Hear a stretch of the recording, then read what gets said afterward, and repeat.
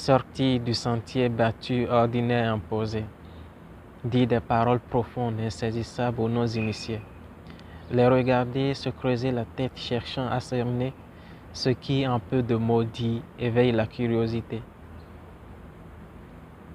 Se mettre au-dessus de la masse et manier de manière subtile la langue, voilà la force des figures de style. Bonjour les amis, j'espère que vous portez très bien.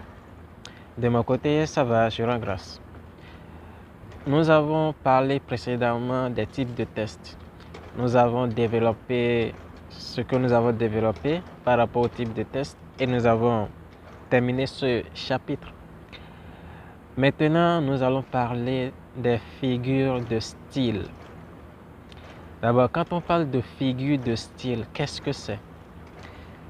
Les figures de style, c'est une manière de s'exprimer. C'est un procédé de langage, de communication qui sort du cadre ordinaire. C'est-à-dire que c'est une manière de s'exprimer qui n'est pas la manière ordinaire que nous connaissons. Maintenant, pourquoi les figures de style? Quelle est l'importance des figures de style? Vous savez, quand vous prenez par exemple un plat, des plats qui exigent par exemple la présence du sel, s'il n'y a pas de sel, vous savez que ça manque quelque chose. Quand vous prenez par exemple un foyer sans la femme, c'est pas un foyer, n'est-ce pas? Alors quand vous prenez la littérature, on ne peut pas parler de littérature sans parler de figures de style. Ça vous donne au moins une idée de l'importance des figures de style. Quand vous prenez les figures de style, c'est que c'est le cœur même de la littérature. Surtout quand on parle de la poésie par exemple, c'est un champ, c'est une mine de figures de style. Mais les figures de style, ce n'est pas seulement en poésie. Les figures de style, ça existe en littérature en général. Même si c'est beaucoup plus présent dans le type poétique. Quand vous prenez des romans, il doit y avoir des figures de style. C'est ça le piment qui agrémente les choses.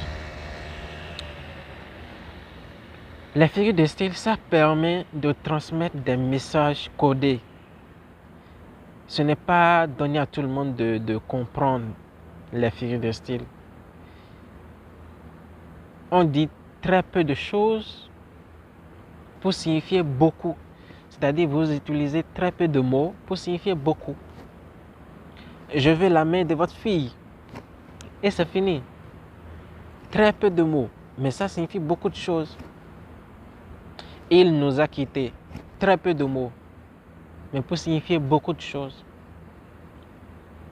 Et quand on utilise très peu de mots pour signifier beaucoup de choses, ça permet d'éveiller le cerveau de l'interlocuteur, son intelligence. La personne va se demander, mais qu'est-ce que ça signifie? Qu'est-ce que la personne veut dire à travers cela?